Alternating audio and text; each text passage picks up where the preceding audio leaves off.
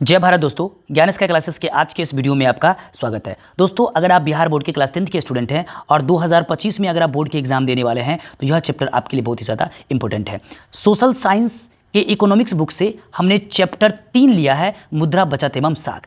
इसमें हम टोटल लगभग 8 से 10 इंपॉर्टेंट क्वेश्चन को शामिल करेंगे जो आपके लिए आगामी परीक्षा के लिए बहुत ही ज़्यादा इंपॉर्टेंट होने वाला है। साथ ही साथ आपकी जो तिमाही एग्जामिनेशन होती है स्कूल में, उसके लिए भी ये बहुत ज़्यादा क्या है, इंपॉर्टेंट है। तो आज के इस चैप्टर में, यानी कि आज के इस वीडियो लेक्चर में हम इसके फर्स्ट पार्ट को कवर करेंगे, जिसमें हम टोटल 4 क्वेश्चंस को हमने क्या किया है, सेलेक्ट किया है। तो हम बारी बारी से हर एक क्वेश्चंस को डिस्कस करेंगे विथ एग्जाम्पल के साथ। तो चलिए हम आगे बढ़ते हैं। दोस्तों, जो हमारा पहला क्वेश्चन है बहुत ही ज़्यादा इंपॉर्टेंट है, VBI क्वेश्चन है हमारा, वो है वस्तु विनिमय प्रणाली। क्या है हमारा? वस्तु विनिमय प्रणाली क्या है, बहुत ही ज़्यादा इंपॉर्टेंट है।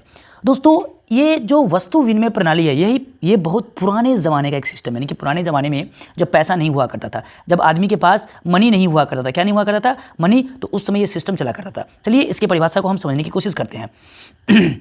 जब एक वस्तु का किसी दूसरे वस्तु से प्रत्यक्ष रूप से आदान प्रदान होता है, उसे वस्तु विनिमय प्रणाली कहते हैं। ध्यान से देखिएगा, इसको क्या लिखा हुआ है कि जब एक वस्तु का किसी दूसरे वस्तु से प्रत्यक्ष रूप में आदान प्रदान होता है तो उसे वस्तु विनिमय प्रणाली कहते हैं। वस्तु विनिमय प्रणाली में एक वस्तु के बदले दूसरी वस्तु का लेन देन होता है। उदाहरण के लिए गेहूं से चावल बदलना, दूध से दही बदलना, कपड़े से सब्जी बदलना इत्यादि।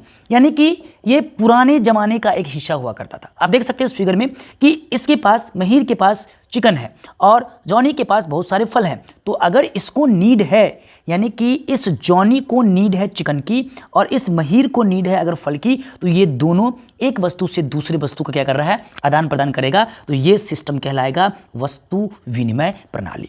ये उस समय हुआ करता था दोस्तों, उस समय जिस समय मनी नहीं हुआ करती थी, यानी कि मनी का आविष्कार नहीं हुआ था। तो लोग अपनी एक वस्तु को खरीदने के लिए उसके पास जो वस्तु होती थी उस वस्तु को दे करके अपने वस्तु को क्या करते थे, प्राप्त करते थे। बहुत सारे सिस्टम है, आप इसमें देख सकते हैं। एक लेडीज़ है जो दूसरी लेडीज़ को मछली देकर के कुछ फल प्राप्त कर रहे हैं। तो ये सारे फिगर बता रहा है, ये सारे फिगर क्या बता रहा है दोस्तों, कि वस्तु विनिमय प्रणाली पुराने ज़माने का एक सबसे बड़ा हथियार था वस्तुओं को खरीद बिक्री करने के लिए, अपनी ज़रूरत के सभी सामानों को पूरा करने के लिए।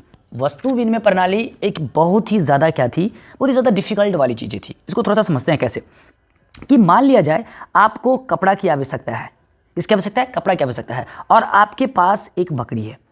तो अब आपको एक ऐसे बंदे को ढूंढना था, एक ऐसे आदमी को ढूंढना था जिसके पास कपड़ा हो और उसे बकरी की आवश्यकता हो।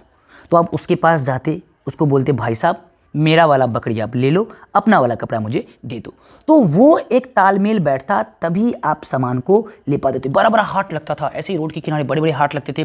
सब अपने अपने सामान को लेके रहते थे, उसको जो नीड है वो बताते थे और लोग घूम घूम करके क्या करते थे, सामान की खरीद बिक्री करते थे। बड़ा ही डिफिकल्ट सिचुएशन होता था। कभी कभी तो बहुत सारे लोगों को अपनी मनपसंद की चीज़ें नहीं मिल पाती थी, वापस उसे आना पड़ता था। तो इसी चक्कर में मौद्रिक, यानी कि पैसे का क्या हुआ, आविष्कार हुआ। और मौद्रिक प्रणाली जब आई तो ये सब सारी झंझटें क्या हो गई, खत्म हो गई। तो चलिए हम पहले मौद्रिक प्रणाली को समझते हैं। मुद्रा का उपयोग कर वस्तुओं की खरीद बिक्री को मौद्रिक प्रणाली या मौद्रिक विनिमय प्रणाली कहते हैं। विनिमय का मतलब क्या होता है? एक्सचेंज। यानी कि आज हम क्या करते हैं, आज हम दोस्तों क्या करते हैं, पैसा देते हैं, सामान लेते हैं। तो ये तो हमारा मौद्रिक प्रणाली है, यानी कि पैसे के द्वारा सामानों की लेन देन होती है। और बहुत ही शानदार है ये, आज की आजीविका को, आज की सारी ज़रूरतों को पूरा करने में ये बहुत ज़्यादा मदद करता है। तो क्या लिखा हुआ है कि मुद्रा का उपयोग कर वस्तुओं की खरीद बिक्री को मौद्रिक प्रणाली या मौद्रिक विनिमय प्रणाली कहते हैं। मुद्रा के आविष्कार ने मौद्रिक प्रणाली को जन्म दिया। जब तक मुद्रा का आविष्कार नहीं हुआ था तब तक कौन सा सिस्टम था? तब तक था बैटर सिस्टम, यानी कि वस्तु विनिमय प्रणाली थी। और जैसे ही मुद्रा का आविष्कार हुआ तो कौन सी प्रणाली आ गई? मौद्रिक प्रणाली आ गई। इस प्रणाली में मुद्रा ही सभी मूल्यों का मापक एवं संचय का साधन है। आज हम कोई भी चीज़ को स्टोर करना हो तो हम किसके रूप में करना पसंद करेंगे? मुद्रा के रूप में पसंद करना करेंगे। क्या आपको चावल में दे दो तो चावल आप लंबी दिन तक स्टोर कर सकते हैं? नहीं कर सकते। गेहूं कर सकते हैं? नहीं कर सकते। फल कर सकते हैं? नहीं कर सकते हैं। तो उसको बेच करके आपके पास जो मनी आएगा, जो पैसा आएगा, उसको बेच करके आप क्या कर सकते हैं? एक्सचेंज कर सकते हैं। तो सभी आज मुद्रा सभी मूल्यों का मापक भी है।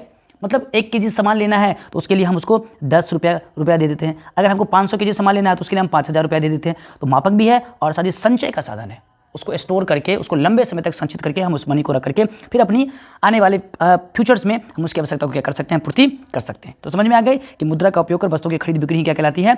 मौद्रिक प्रणाली कहती है, जिसमें हम पैसे का एक्सचेंज करके क्या करते हैं, सामान को खरीद बिक्री करते हैं तो यही कहलाता है, क्या कौन सी प्रणाली कहलाता है? ये कहलाता है मौद्रिक प्रणाली कहलाता है।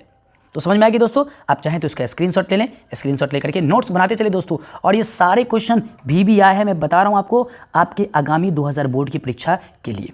चलिए इसके नेक्स्ट क्वेश्चन में हम बढ़ते हैं दोस्तों। नेक्स्ट जो हमारा क्वेश्चन है मुद्रा, ये भी बहुत ज़्यादा भी आए हैं कि ना, मुद्रा की परिभाषा दे। मुद्रा जानते हैं आप, ये हमारे इंडिया का 500 का नोट है। इसी तरह से प्रत्येक देश की अपनी क्या होती है, करेंसी होती है। तो मुद्रा की परिभाषा दे।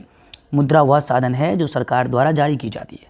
मुद्रा एक ऐसा साधन है जिसके द्वारा, जो सरकार के द्वारा जारी की जाती है और देश में सबके द्वारा मान्य होता है, और उस देश के सभी लोगों के द्वारा क्या होता है, मान्य होता है। इवन कि इंटरनेशनली भी उसको मान्यता मिली होती है। हाँ, अलग वैल्यू उसका होता है लेकिन मान्यता मिली होती है। मुद्रा को अंग्रेजी भाषा में मनी कहा जाता है, जो लैटिन भाषा के मोनेटा शब्द से बना है। यानी कि मनी, जो रुपया का यानी कि मुद्रा का जो इंग्लिश वर्ड है मनी, वो कहाँ से बना है, लैटिन भाषा के मोनेटा शब्द से बना है।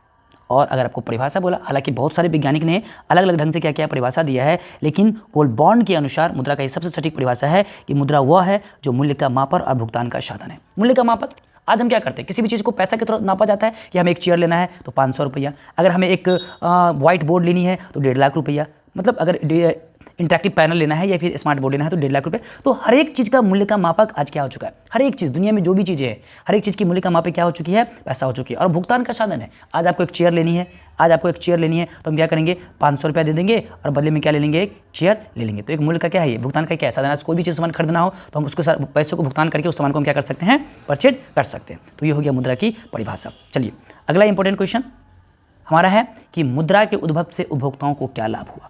तो मैंने आपको शुरू में ही बताया दोस्तों कि जब वस्तु विनिमय प्रणाली थी तो कितनी कठिनाइयों का सामना करना पड़ता था। कई दिनों तक लोगों को अपनी आवश्यकताएं की वस्तु जरूरत थी कि वस्तु नहीं मिल पाती थी, क्योंकि कोई देने वाला उसके पास नहीं है, कोई उससे लेने वाला उसके पास नहीं होता था। लेकिन मुद्रा का जब विकास हुआ, मुद्रा मतलब जब मनी का क्या हुआ, विकास हुआ, ये हो गई हमारी मनी। जब मनी का विकास हुआ, मुद्रा का उद्भव हुआ, तो उपभोक्ताओं को बहुत ज़्यादा लाभ हुआ है। तो उपभोक्ता को क्या लाभ हुआ, ये हमसे क्वेश्चन पूछ रहा है। बहुत इंपॉर्टेंट क्वेश्चन है, कई बार बोर्ड एग्जाम में ये पूछा हुआ है, तो इसको आप VVI कैटेगरी में बहुत अच्छे तरीके से रख सकते हैं।